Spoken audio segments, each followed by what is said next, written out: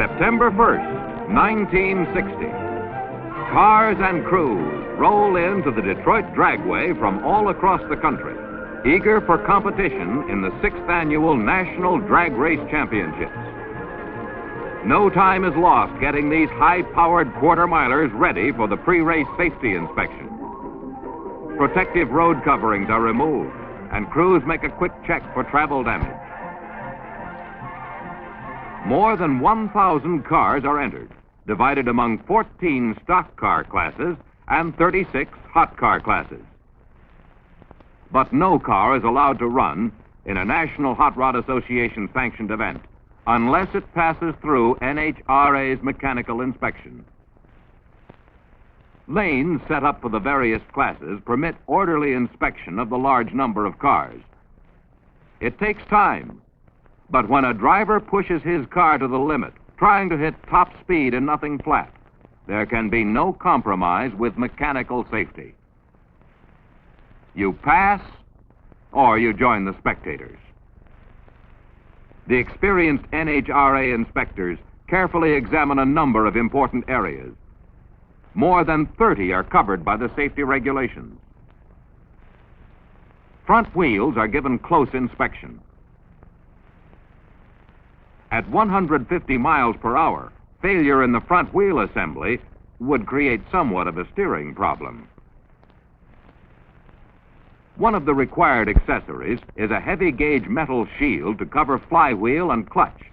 Should these parts break or come loose at high RPMs, driver and spectators are protected. Additional safety for the driver is provided by the metal roll bar that must extend at least 3.5 inches above the driver's helmet. A safety harness fastened to the frame of the car holds the driver securely in place. Each of the requirements on the list is checked off. Cars that fail to qualify may be re-inspected after the faults have been corrected. A well-equipped metal shop is on hand to help make required changes or repairs. Roll bars are altered. Flywheel shields are fabricated and installed on the spot. A special lane is provided to speed up examination of previously rejected cars. With the first inspection record in hand, the inspector need only examine the corrected items. After a car has been given the mechanical okay, it is pushed to the weigh-in area. Cars are pushed because many are not equipped with starters or cooling systems.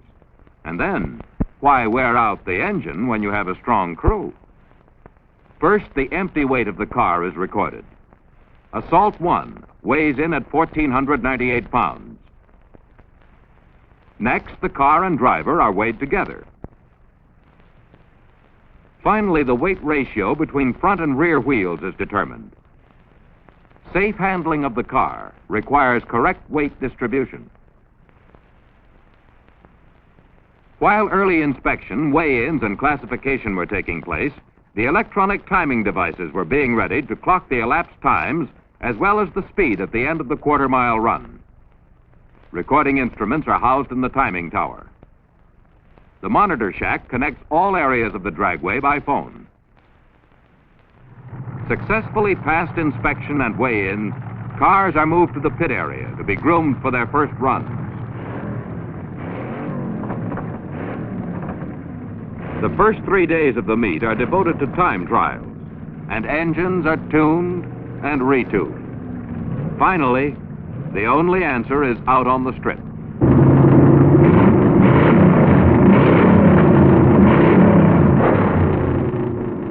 The big go is on.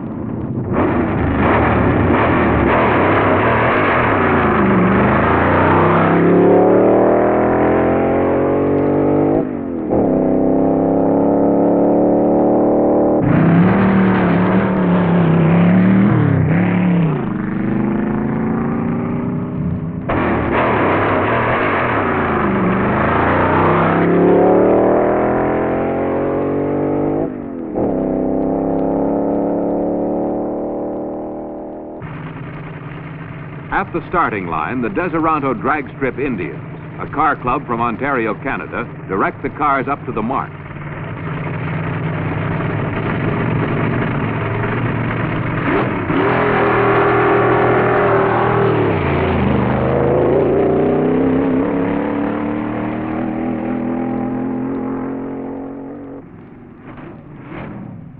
In the time trials, cars run the quarter mile alone against the clock, striving for low elapsed time and top speeds at the finish line.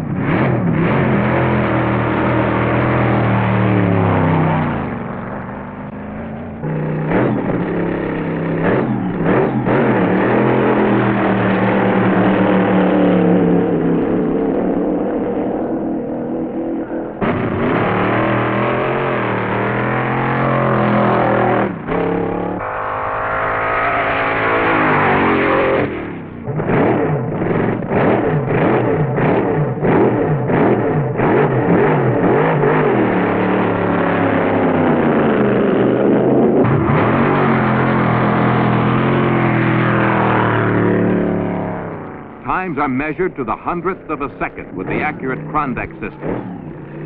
At the starting line, a car's front wheels are stopped just short of the electric eye. The instant the ray is broken, the timer is started. 3 beams at the finish form the traps, measuring end-of-run speed and elapsed time. Results are kept for each entry in each of the 36 classes.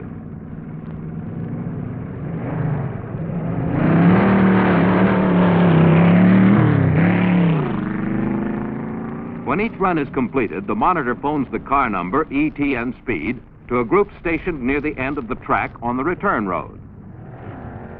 A card is given to the driver with all the data on his run. Elapsed time, 11.50. Top speed, 129.37. To hot rodders, there is always room for improvement.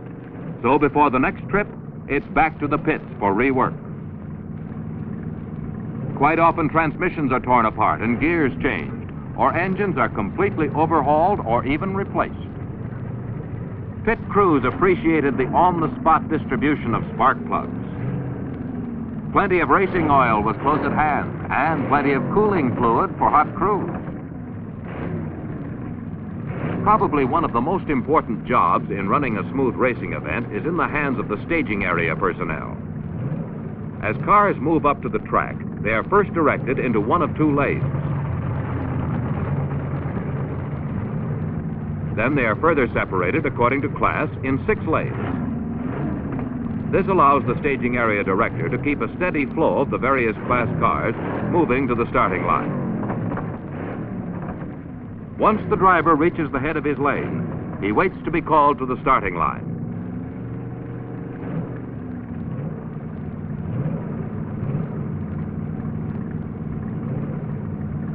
A push to start the engine.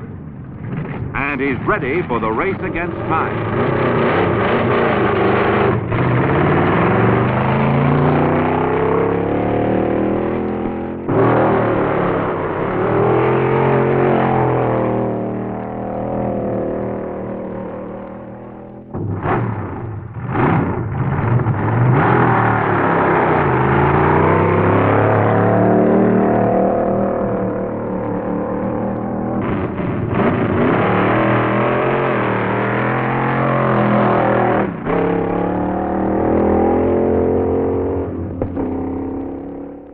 At sundown, the machines rest, while the crews go for a look at the big National Custom Car Show of 1960. Beautifully displayed dream cars at the Detroit Armory competed for honors in styling and custom craftsmanship. The X-Pac 400 Air Car experimental class winner was an exciting look into the future. The fabulous Golden Sahara II is an all-electronically controlled custom. The big show provided 4 days of automotive splendor for admiring crowds.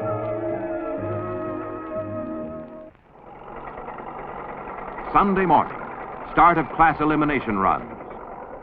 The starting area was washed and brushed clean to help the rear wheel racing slicks grab a good bite on the asphalt. Any loss of traction here can cost the driver the race. The crowds came. They packed lunches, radios, ice boxes, children, everything for an exciting day at the drag races. All the staging lanes were quickly crowded with cars and crews.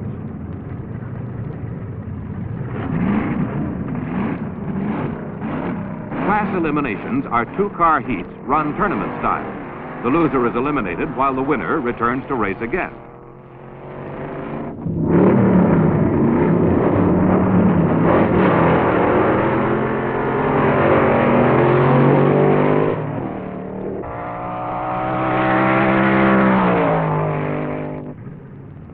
On either side of the finish line, a bank of lights flashes on automatically, indicating the winning lane to the entire crowd of spectators.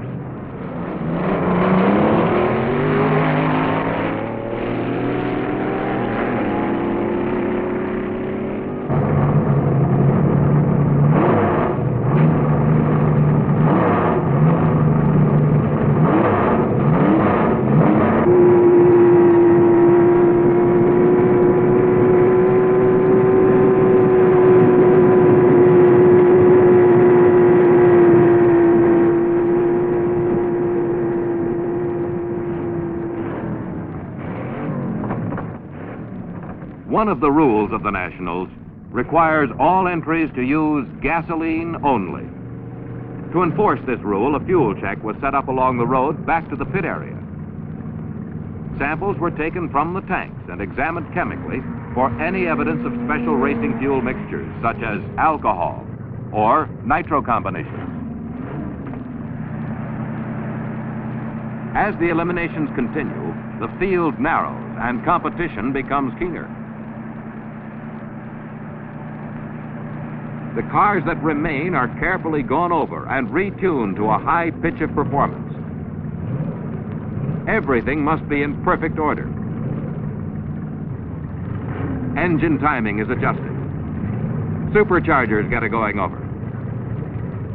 Say ah, please. The last engine bolt is tightened, wheels checked, and then back to battle it out for class honors.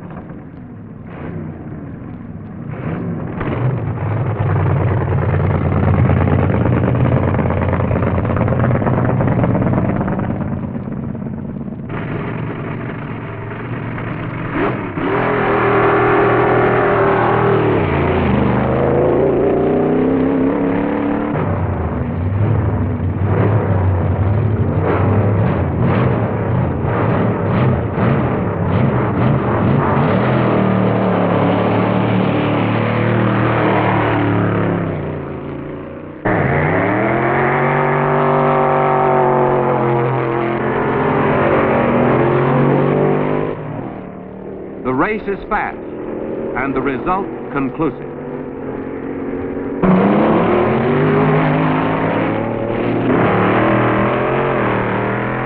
In each class, one car, one driver finally emerges as champion, and the class winners are eligible to compete for one of the elimination titles: top, middle, little, street, and stock. The night before the big day, the cars are divided into proper eliminator classes. The crowds are out. The chips are down.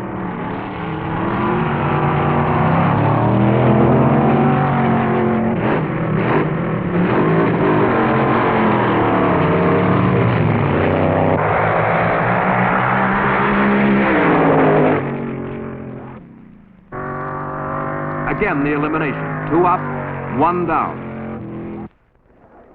The experts pick the winners as the field narrows to the 5 final runs of the Big Go. First is the stock eliminator run.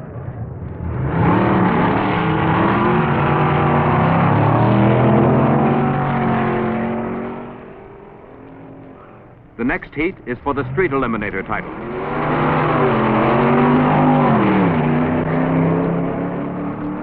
Now the run for little eliminator.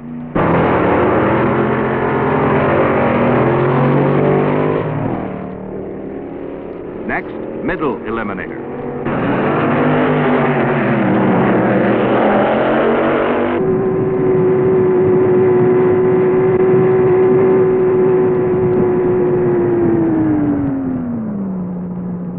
Now for the big prize of the meet, top eliminator.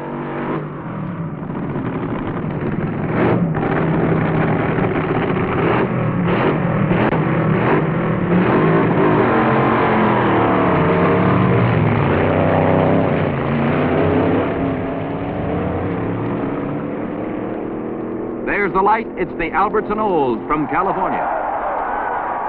In this year's Nationals, more than $30,000 worth of prizes went to the various winners. Two things. A twin Chevy-powered dragster from California is sure enough a double winner with one trophy for top speed of the meet, 171.10 miles per hour, and another for best engineered car. Stock Eliminator title goes to a hometown Pontiac. Street Eliminator Award was captured with an ET of 13.14 seconds and top speed of 108.56 miles per hour by the Custom Speed Shop entry from Washington, D.C.